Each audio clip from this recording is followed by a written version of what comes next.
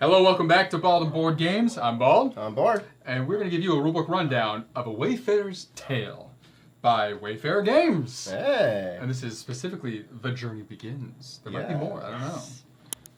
Yeah, we're going to walk through the typical rulebook rundown here. You would have already saw the unboxing. This does have multiple maps. We'll obviously just cover one of them for this rulebook rundown. Yeah. But there is some variation between how the maps look.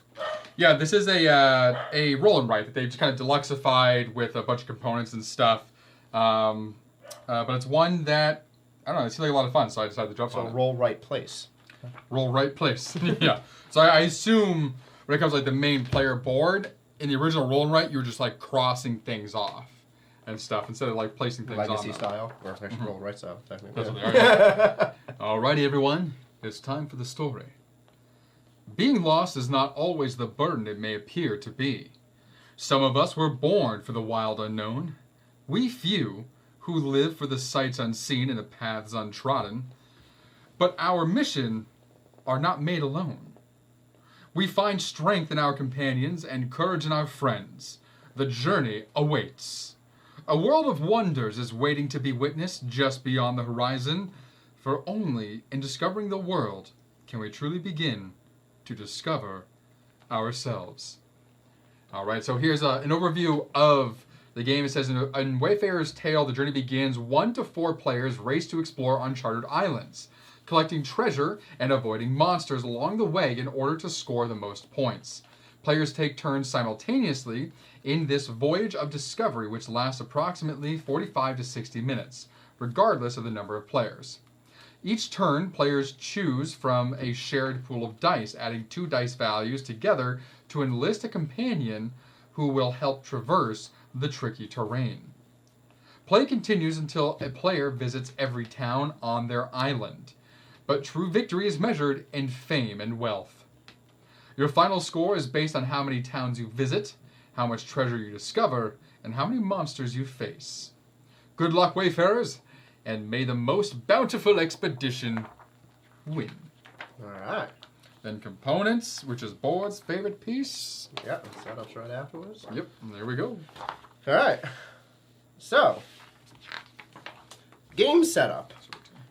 Each player will take a player board and place them in front of them. So you have, it's the same for both of us. Player board, a bunch of spaces to put a bunch of stuff. Yep. As a group, decide which island map to play. Each player takes a copy of that map, places it beside their player board with a per-man-ent market. Yep. So this here, it comes with a bunch of these maps. These are paper. They are double-sided as well, so you can replay if you so choose. I do have the dry erase maps as well, which you do not use the permanent markers on. You use dry erase markers for this. So when this runs out, I got these as backup. So these just kind of sit at the bottom of the box for myself until that point, which will never come. Okay.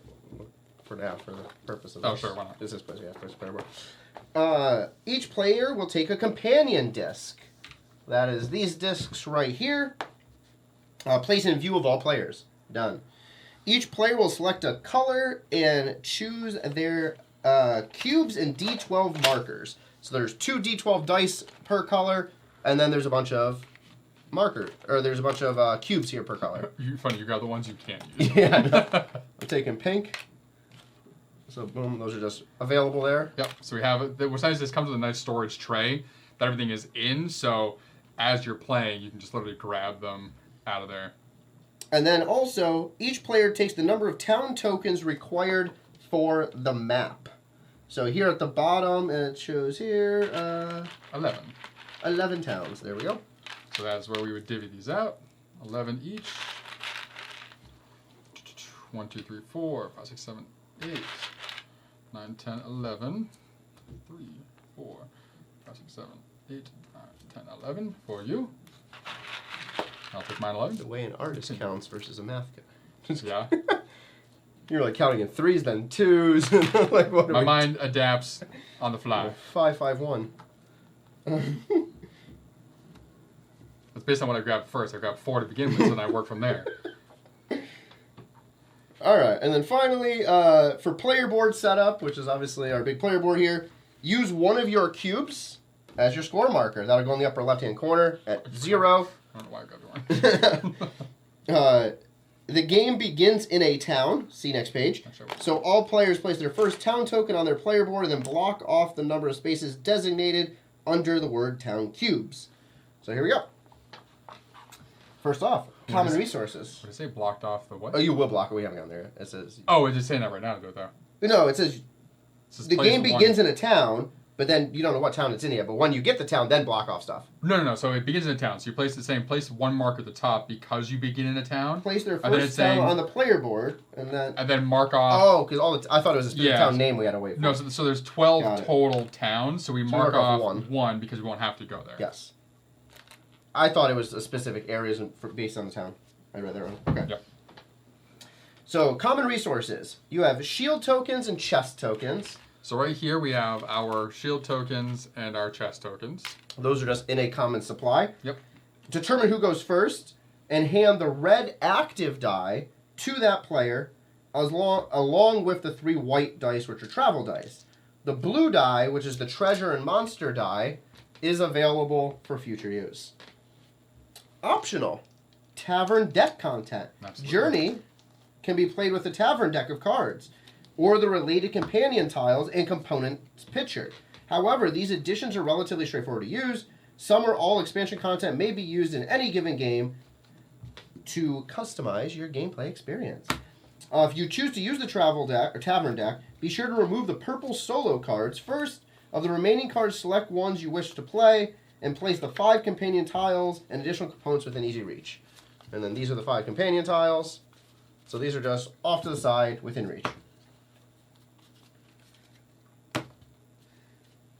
All right. First player selection. Hang the... Nope. What? What? Who are we hanging to begin this journey? The reason my hangs in my head is I got the email yesterday that Dark Blood has arrived in the warehouse. And it'll be on its way shortly. Nice. And I was like, people are going to be hung. Hand the red die and the 3 white dice to the player who most recently visited an island. That's definitely me. Yep, probably. Yeah, you did art. I got islands. In a moment, this player will begin the game as the active player, and then the active player will move clockwise as rounds go by. But first, each player rolls a d6 to determine their starting town location. 6. 1. Typical. Notice that certain towns are labeled 1-2, 3-4, 5-6. Actually, you know what? So on the map here in the center. We'll mark this map up. We'll do one of these while we're going through this. That way you can see. All right, so let's go. Yep, there we go. Cool. Okay, so I rolled a 1. So you should have a 1-2. Where are we at? 1-2 right there. So just put an X on it, it says. Boop. Right? Yeah, just mark it. So however you want to do So put a little X. Recall that during setup, each player placed a town token in the town's area to indicate one of them. That is your starting town. To keep track during the game, you'll add town tokens to the board every time you visit a new town. There's a bunch of towns around the board here. All right. So high level how to play, and I'll give you all the actual breakdowns. Cool. In Journey, players explore the map simultaneously, adding the values of 2 dice together each move. However, the player who just rolled the dice, known as the active player, has an advantage. They alone have access to the red die, thereby giving them more flexibility, at least for that turn. All other players only have access to the 3 white dice. Not to worry, that will rotate. Yep, so you're going to pick, it says add the value of 2 dice together. Mm-hmm. Because I'm the active player, the red die goes within my person, the other 3 are just available there. Yep. The basic game, you will do 3 things. You will roll all 4 dice. Active player will do that. You will then activate 2 dice, or select 2 dice and activate a companion. And then you will travel exactly 1 space to an adjacent hex. Once all players have traveled, the active player hands the dice to the player to their left, who now becomes active player, and repeat.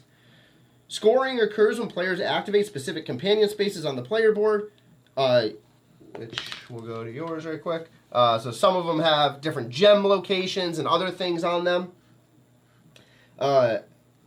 Values used to activate gem spaces score positively, while values used to get the monster spaces are all negative. Play continues until someone visits every town on their map or crosses off their third missed roll, both of which are explained shortly. In either case, players end immediately and score final tallies. Alrighty.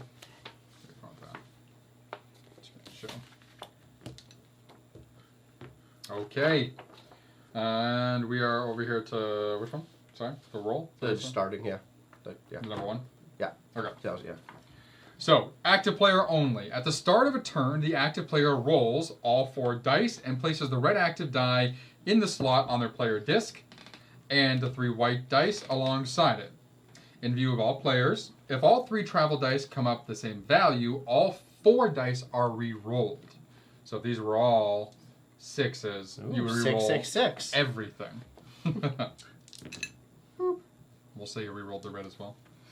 All right, so activation. Back to it. This is nice. This is for all players. Simultaneously, all players consider their options and select exactly 2 dice values. You're not taking the dice, you're just looking and selecting 2. So like I look this and okay, I'm not active, so I have either 6 or 8 to choose from.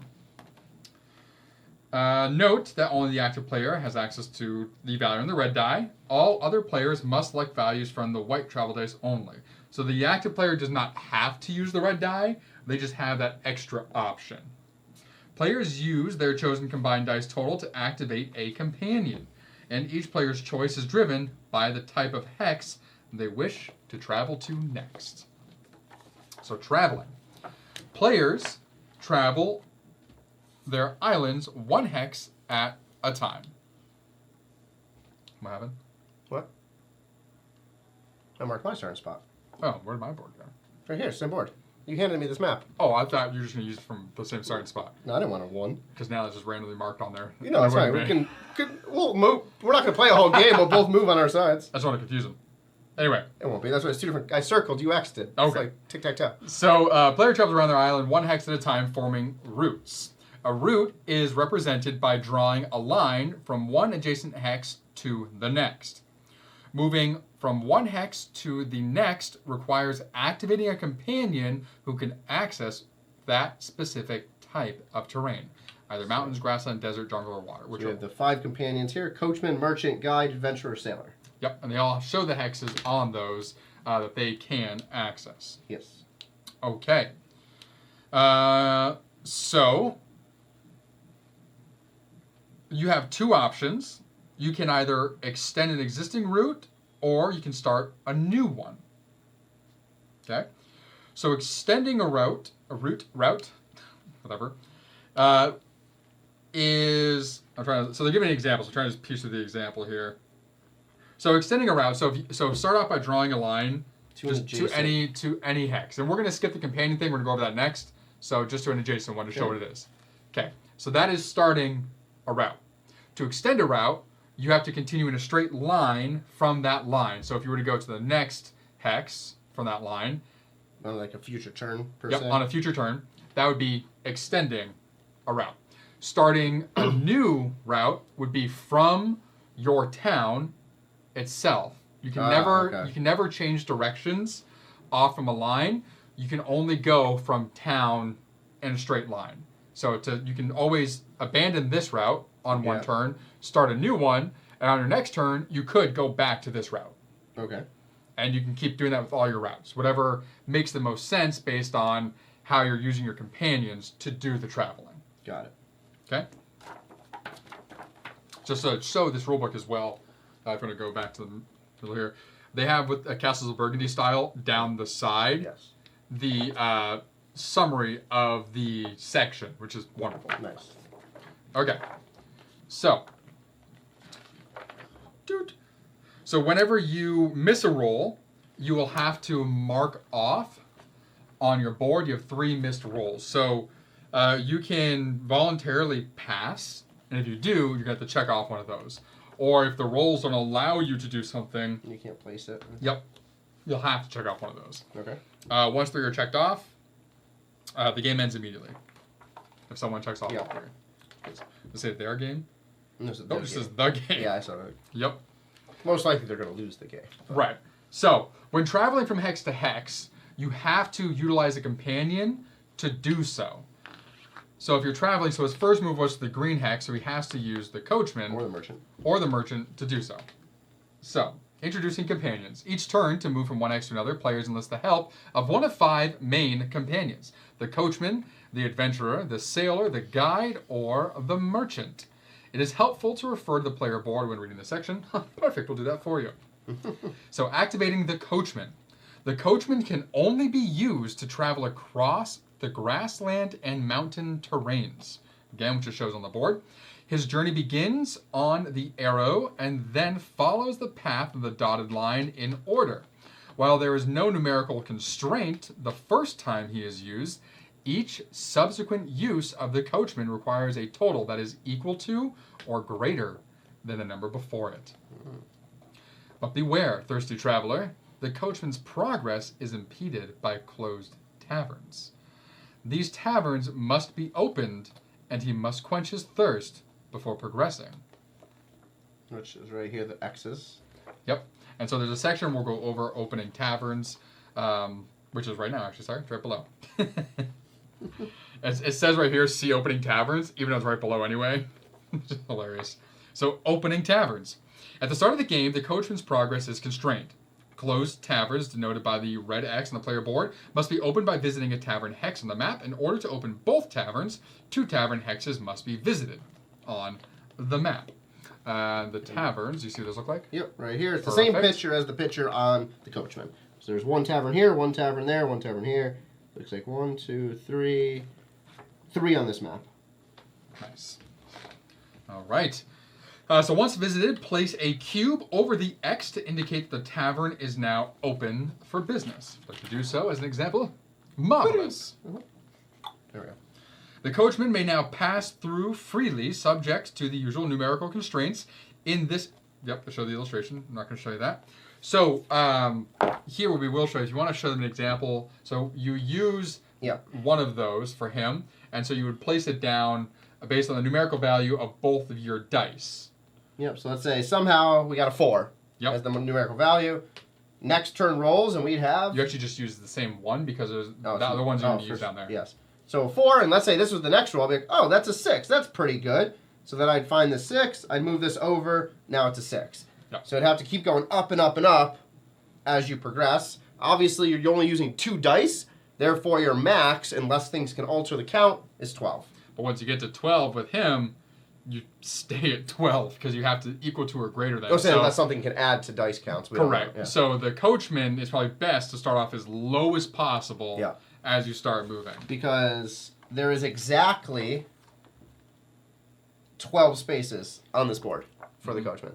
So if you don't start at 1 going up to 12, you will not do them all again unless something tells you otherwise. All right. Next up, we have the Adventurer. So the Adventurer, got him? This other die? Yep. The Adventurer can only be used to travel across jungle and mountain terrains. His journey begins on the arrow at the base of the first mountain of 3 with any value. Each subsequent use of the Adventurer requires a value that is greater than if ascending the mountain or less than when descending. So that is a lot of fun. Unlike the Coachman, who may travel by using the same value twice in a row, the Adventurer knows no such luxury. That's how you can do this easier. Yeah. So you have 2 and then 2 again and then 2 again. Exactly. That's what I'm saying, as low as possible, and then I forgot you the can do equal. I was just thinking 1, 2 all the way up to 12. Yeah, because if you have 12 and you get to here, like those guys, you're going to lose 12 points, I believe, by hitting the monster. Oh, that's right. It said, it's negative. Yeah, I think there's ways to get around that, but if you can't get around it, which we'll cover in a minute. Maybe get a weapon or something. Something like that. Alrighty. The exception, the exception is when starting a new mountain. So you can't use the same number, but when starting a new mountain, you can use any number to start that new mountain. So it shows right here, mountain number 1 has the arrow, goes up 1, up 2, down 1, down 2. Then you finish that mountain, and then you go to mountain number 2 and go through the same process. And mountain number 3, go through the same process. Yep. So here, here, and here, you can use whatever number you want. Then it has to go up twice, and then down twice. And that one does not say equal to, correct? It just says greater than? Or less than? Yep. Okay. The only exception is when starting a new mountain, you can use whatever number. Yep. Exactly. So the starting new mountain. So it says the adventurer sets out to conquer 3 numbered peaks and must summit them in order. Yep. Luckily for him, there is a base station located at the bottom of the beach where he's able to rest and rehydrate. As such, when setting out to ascend the next peak, the adventurer's constraints are relaxed and he may begin each new mountain with any value, which is what we were just discussing. Easy peasy. We're on to the sailor. Over here. The sailor can only be used to access the water terrain and to crew the sailboat. Again, pictured on the board. Her journey begins on the arrow at the top of her track and follows a southern course in order. In order to activate the sailor requires a value comprised of double dice rolls. So, Which we have a perfect example. 3-3. Yep. There is no numerical restrictions between spaces other than this. On the maps, the surrounding open ocean is not considered a water hex. The water hexes are clearly delineated. So they have to look exactly like the image on the board. So it shows, if you look right here at the bottom of the map, there is the edge of a hex. There's a bunch of waves. The waves do not count. You can only count through here, this singular one there. Yep. And it's very specifically shown, like it's a lighter blue with bigger waves, darker blue with smaller waves. The darker blue with smaller waves, at least on this map, is what matters. Correct. And so the only way to have that continue down is to use double-digit dice. So the only way that you're traveling across water is if you have a situation like we have here where there's 2 3s or 2 of any other number that you're choosing to use. Yep. We're on to the guide. Your trusty guide can only be used to travel across the desert or jungle terrains. She follows a specific course beginning on the arrow space like everyone else and zigzagging down the dotted path. Each step of her journey is conquered, individually, constrained by the requirement listed above the space. In general, the guide requires values that are equal to or greater than the number shown. Yep, so it's 5, 7, 9. Then it hooks around, goes right to left. 10, 9, 3. And then 5, 7, 9 again. A scoring reminder. For all companions other than the merchant, which we're going to explain next, when a player places a cube or marker over a gem space, they score points equal to the summed dice used to reach that space. In the guide example above, if a value used was 10, then 10 points to score. So if he used 10 here, then 10 would be scored in points. Yep. A gem space marked with ×2 doubles that amount. Similarly, monster spaces deduct points in the exact same way. So for everybody except for the merchant, monster spaces deduct the points for whatever the value was that you used to get there. Yeah, which it is nicely orientated. Orientated, yep, that's the word. Orientated. Where the monsters in all the 4 except the merchant are just in the square. Here they have a specific orange highlight around them to show that it's a little bit different. Okay, now we're on to the merchant. The merchant can only be used to travel across grassland and desert terrains. A nomad at heart, the merchant roams freely and may complete his journey in any order so long as he adheres to the rules of his trade. To activate, the merchant requires a value that matches either column or row label of the selected space. Yep, so you have column 3, 4, 5, 6, row 8, 9, 10, 11. Okay. So scoring the merchant. This is important. Merchant scoring works differently than all other companions. Unlike the others, the merchant's score is not determined by the combined dice total used to place a cube. Instead, points are gained by completing full rows or columns, thereby triggering a treasure roll. However, this inevitably requires placement of cubes on monster spaces, each of which triggers a monster roll. In each case, these blue die, a d6, rolls are performed independently and immediately after a cube placement, and the resulting score is added or subtracted from the score track, unless a shield or chest token effect is first applied. Yep, so with this example here, I am first player. I have the 6 and a 3, which is 9. Here, I have a 9 row. I can place this cube right there to finish that row, but I also cover a monster. And it does say that monster rolls precede treasure rolls because you have to do the roll for the space you put on. So I roll the blue. Boom, Solid. 6. And then you would roll for treasure after that as well. Which is the same die. The same blue die, yep. 2. So -4 is your net. That. That you did. And it is possible to, in the example, they had a column and row lined up. So they had, If you double, yeah. like this situation where they had boom, boom. Yeah. And so if you had that, and then your last one's placed on the monster, you would roll the monster die to start, and then you would do 2 treasure rolls following. Oh, so wait. Oh, because the monster only Just counts one once, space. but yeah, okay. Cool. Exactly. And then, so I'd roll again, and then be like, okay, I got -4 this way, -3 that way. No. So it'd be -6 to start, then +2, +3. Oh, okay, -1 overall. Yep. Still sucks. Because the monster only counts one time. Oh, I thought it was counting both directions. No. Separately. Okay. Okay, so I'm gonna do this last page. And I'll let you do scoring. Yeah. So the merchant continued. So shield and chests.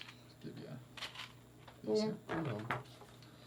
As noted, the merchant plays an essential role among your traveling team. While his fate is more rooted in luck than his peers, he has 2 tools which help to mitigate that luck. Or lack of it, in my case. Across the island of Journey, special hexes can be found. While often a little off the beaten path, it is foolish to ignore these detours.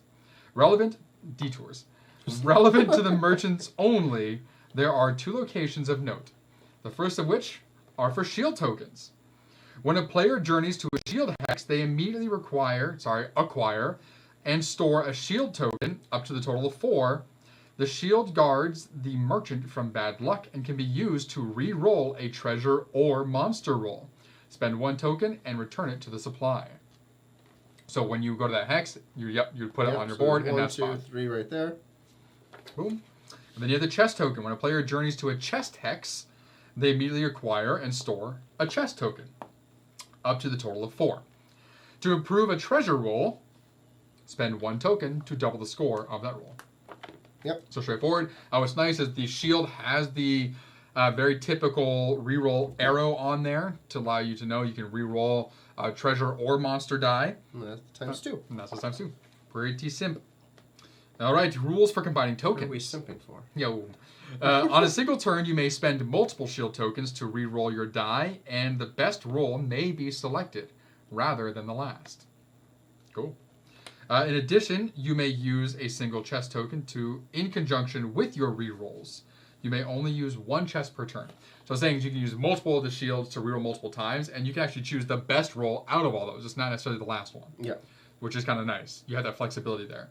But the treasure, you can only use 1 time, and it's going to be on whichever roll you choose. Okay, and then lastly, before scoring, we have some common hex locations. So throughout the Island of Journey, there are several types of locations that appear on every map. So there are towns, like the ones we start in. There was a little tall building, similar like a church tower. Yep. Towns are the heart of Wayfarer's journey. While it's not the essential to visit every single one to win the game, visiting towns expeditiously need to be an essential part of all player strategy, as each town visited is worth 5 points at the end of the game. Taverns. Yep. And that's for the Coachman. Yep. So taverns are visited to extend the range of the Coachman and reveal added game elements when playing with the Tavern Deck. Oh, you'll get to read that too. Tavern Deck stuff. It's nice. And the expansion things. Shield and chest hexes, which we just went over. You visit those in order to acquire those tokens. Visiting these hexes take you off the direct path to your destination, but again, ignoring them is at your own peril. It's best to acquire those tools early. And then we don't have it on this board, but there is a sailboat location, which you can see on the player board itself. Next to the sailor? So the sailboat is only available to the sailor and behaves like a hex. Crewing the sailboat requires a stop on the sailboat icon. It does not provide automatic passage. Reaching the destination shore requires another move, another turn. And you use companion hex for that type. So essentially, because you can only move 1 spot anyway. Yeah, the boat. So like if you look at the board, so on the other maps, a boat would be like right here between these hexes. So typically it may take 1, 2, 3 to get over there. The boat would be here, so you would go onto the boat by means of the sailor, and then on your next turn you would come off the boat to the hex it connects to. Okay, go over scoring. All right. So understanding the score track. So the score track is the outside of your player board. So you're going to use one of your cubes to start right there. When you gain gems throughout the game, you're going to add points. If you get monsters, you're going to deduct points. This is referred to as your score track value. So pretty straightforward. Again, as we've already discussed, you get the gem, you get that many points based on the die value, you get the monster. In this case, you're going to roll, but everywhere else, you're just going to subtract points. Yep. Likewise, ensure the final value of all okay, so, yep, so pretty much it's saying do it every single time. So every time you get this, do it instantly so you don't forget. Yep. Don't grow a false sense of confidence. If you are ahead, nor despair if you're behind. Scores in the journey rise and fall throughout the game. Carefully look at the player board and plan ahead. Access to the most valuable rewards sometimes requires battling monsters. End game and final scoring. The game ends immediately when any player visits the final town on their map or crosses off 3 of the missed rolls in the bottom right. Use the score sheet on the map to sum up the scores as follows. On the top of that grouping down there in the bottom right, keep going. Mm-hmm. Yep. 5 points for each town visited. So right here. No, bottom. Keep going. Yeah, right here. Yeah. Total town says 5 points per town. So you put that in. That's going to be based, of course, on your main board, how many towns you have. Yes. You're going to get an additional 3 points for each town visited on a player's longest continuous route. This is the longest line on your map that connects towns without forking. In this example that they have a picture shown, there was a 7. So there was 7 hexes connecting. Therefore, they would get 21 points. So 7 times the 3. Mm-hmm. Let's see if I can make a... Yeah, here we go. How would we get there? I'm trying to see if I can make an example here. Looks like this one's pretty much set up to... Only have like 3 in between. Do the well, you can so you can keep going. So you can do that. But then it doesn't go and connect anywhere else. You can just straight. It's interesting. I wonder how you would get. I'm assuming that's where these people are coming. To another town. I don't know. We'll find out in a moment. Yeah. Additionally, the final thing is their final score track value. So wherever your value is around your board goes there as well. And in this case specifically, as it's shown on Nick's map here, there is a little bonus. So this says, if I think you're the first one to finish each terrain type worth of towns, you get bonus points. Yeah, so this map contains a bonus. The first player to reach all towns of a particular terrain type scores a collection bonus per the key below. All right, so we're going to go over here to this area. Oh, that's how you get there. Here goes to there. This goes down to there. This goes to here. But then that goes to there. Which goes all the way over there, and that's your 7. Goes to here. So how would you get to that one? That's interesting. Yeah. Based on where you start. Maybe. So we're going to go over here now. This here is to talk about the Tavern Deck. So the world of Wayfarer, taverns are the main form of respite for intrepid travelers. A place to warm up, have a meal, trade a story, or 2. Oftentimes, complete strangers will cross paths in these watering holes, only to wind up bound in their future travel as they depart in a similar direction with similar goals. The Tavern Deck expansion adds variation to the journey base game. The use of the deck is simple. When you visit a tavern on the map, reveal 2 cards. Keep 1, discard 1. Locate the 16-card Tavern Deck, 5 companion tiles, purple cubes and markers in order to use this expansion. So in this group here, there's purple dice, there's purple markers. Over here, we have the 5 individuals, and we have the deck. Shuffle the deck, place them in the center of the table, leaving space for face-up discard pile, which would just be anywhere, doesn't matter. Yep. Some tavern cards have immediate effects. Some apply endgame. Some require additional components. So, for example, traveling companions. If one of the 5 traveling companions is drawn, take the matching tile and required cubes or D12 marker. Read the flavor text and follow the instructions on that tile. So if I drew the Nomad, I would take this, place a thing in there. Okay. Nomad says, the locals refer to him as a vagrant wandering across the desert. He may just be a man you need. On there, it says that Nomad requires dice totals that are exactly equal to one another. There are no restrictions on the initial value. So, again, this is very much like the Sailor. And so it looks like the Nomad You just pick a It number allows to you to do some other types of movement that the other characters don't offer in It combination. looks like some type of nice. health thing here, so maybe... No, that's diamonds. Oh, those are gems. You're right. So there's more points. From this angle, it looks like a heart. So it starts off in a monster space. So you get 2 negative points, but then you get 3 positive. So you know if you get a double... So if you take a negative, let's say you get 10, you get a 10 and a 10 there, so negative 20, then you get positive and positive 20 on the end. Yep. The next group of tavern cards are the benefactors. Benefactors are like traveling companions, but do not require a tile or additional component. If selected, place the card beside your player board. I don't know. Sightseer. Oh, I see it there. Okay. So we have an alchemist. That works. So these ones, so the difference is these all have a red border around their name. The benefactors appear to have a gray border around their name. So this alchemist says he can bend the laws of nature to turn one object into another. You may spend your chests and shields interchangeably. Ah, there you go. So if you have shields, you can use it as a chest. If you have a chest, you can use it as a shield. So they give you some unique abilities.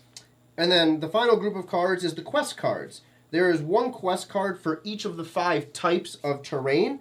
When selected, place a quest token on the associated hex. The associated hexes are the ones on the board here that have the symbol. Yep. Based on that terrain type. So we have here, if I drew the fire dragons, these have a blue around them. I would be placing this fire dragon on this matching symbol. So it is going right here. And I have like a nice little standees with this, which is cool. Little acrylic standees. Stay right there. When visited later, immediately score the number of victory points indicated on the card. So 4. And then what does it say underneath?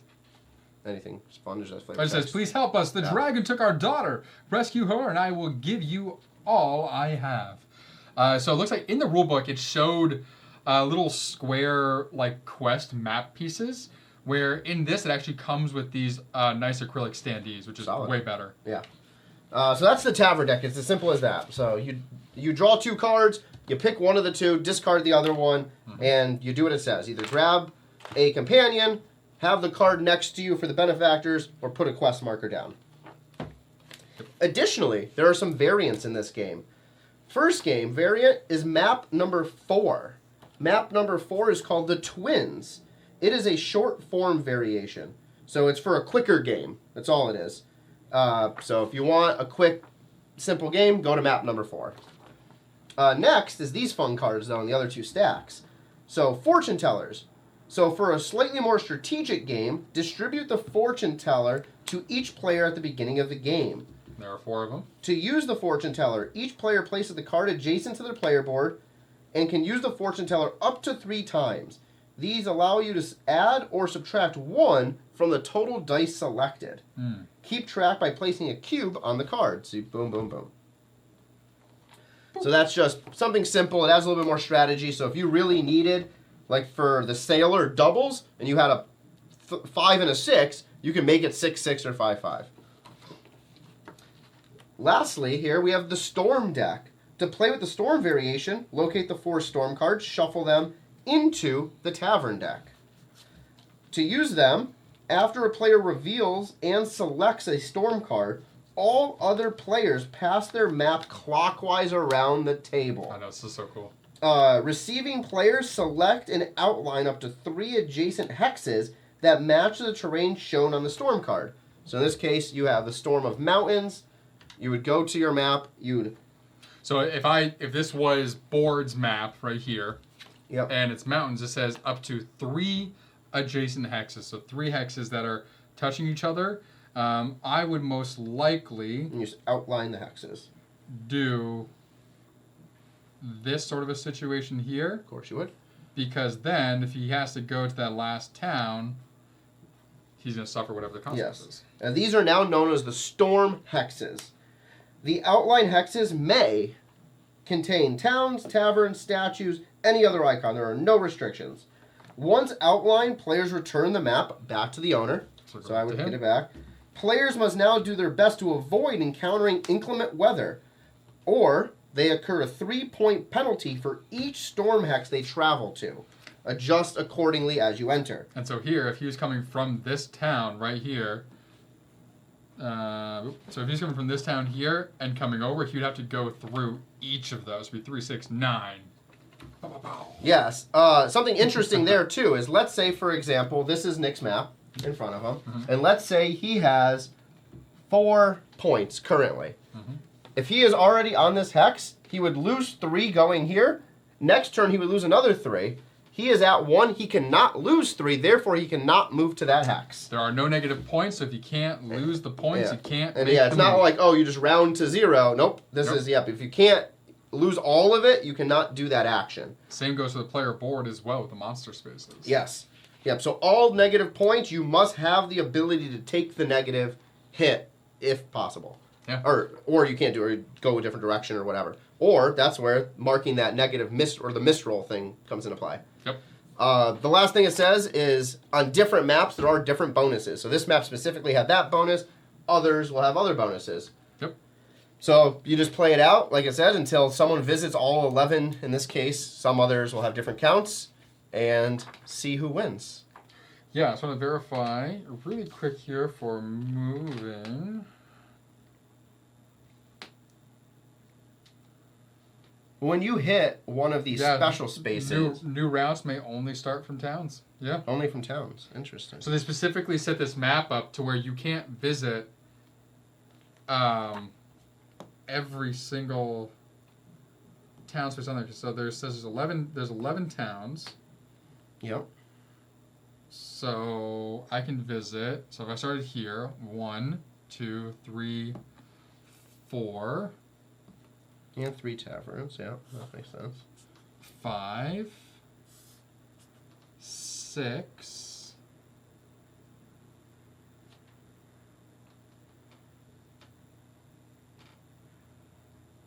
Wow, let's see. 6 towns that I can actually get to. It's interesting. Because taverns don't count as towns. Let's just see.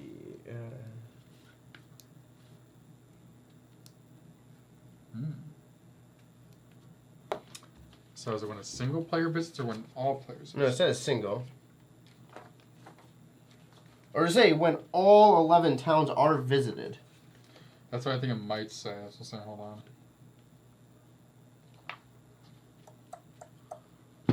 Play continues until someone visits every town on their map or crosses off their 3rd misroll. So how would you ever do that? Because something's funky here.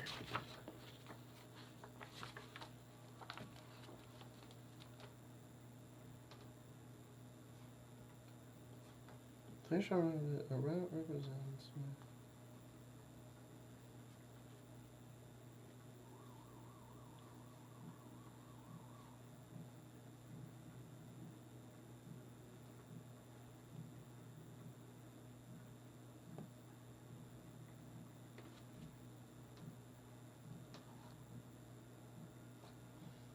Because, like, taverns... Players may never revisit a hex they've previously visited either. So, which doesn't make sense because... Well, I guess... For the crossover. Like, if you start in 5, 6 and go to the bottom right corner... Mm-hmm.